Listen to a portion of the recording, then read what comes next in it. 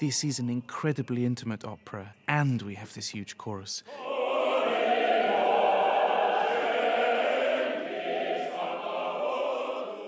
Which brings a whole different dimension to the opera, and this is where the opera is romantic in the grandeur sense. The first chorus, where they come in from the fields, is this feeling of a whole community, and you can only get that with 100 people, and that's what, Tchaikovsky wanted. The chorus play a very, very important part, as a very subjective part of the character's memories, which is, how did I relate to the world? How did I relate to the society that was around me?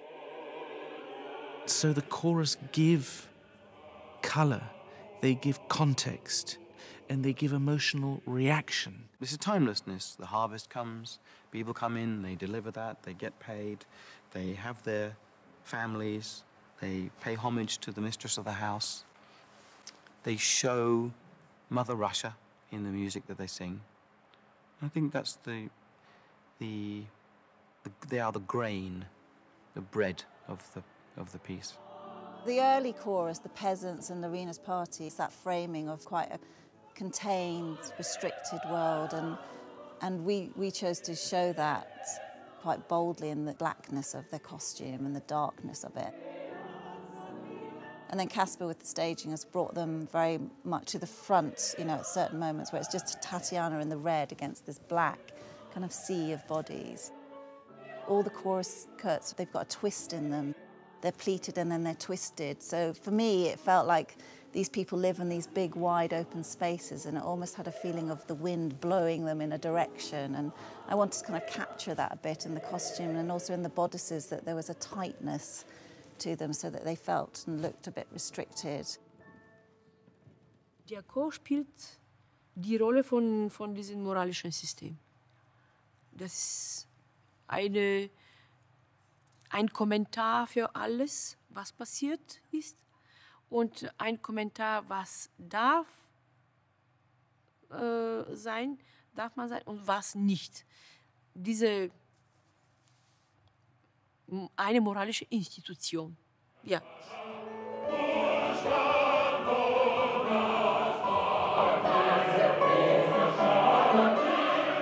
During the big chorus scenes in the birthday party of Tatyana, we're doing a dance which is quite naive, a little sort of chain dance where men and women don't touch. It's quite, repressed in that way. Onegin has Tatyana, and they start doing a waltz, which we've never seen in the country. I mean, that's unheard of, to touch somebody. And he is so cocky. He knows what he's doing. He knows he's winding us all up.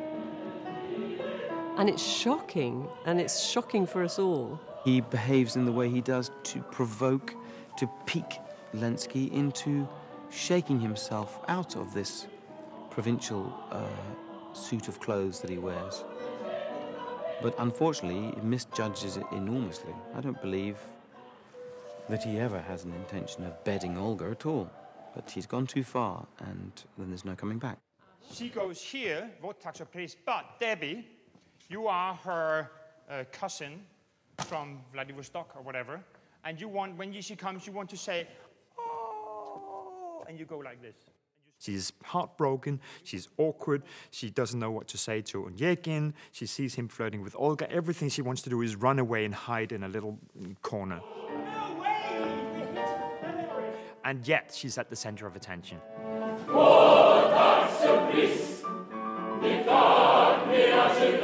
Next! So staging that scene, I wanted the chorus to really show us what Tatyana feels about them, i.e. Putting pressure on her. It feels like they're intruding into her life. It feels like they won't let her alone.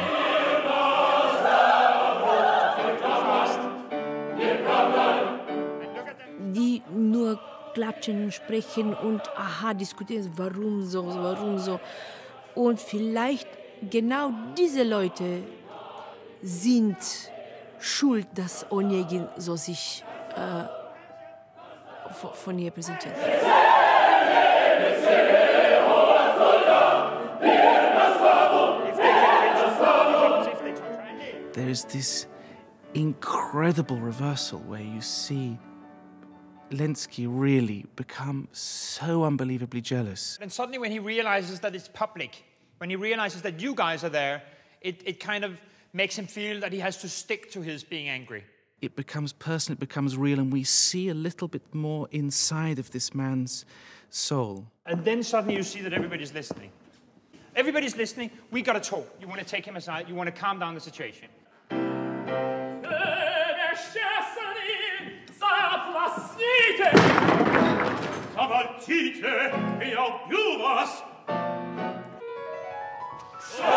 Onegin wanted his freedom, didn't like what he saw as being the constraints of small-time society, and the repercussions were enormous for him. There's going to be a duel. Things have changed, the weather's changed, the instrumentation's changed, the trombones come in a much darker vein. We're plunged into darkness, and it paves the way for the next part of this opera and where we're going.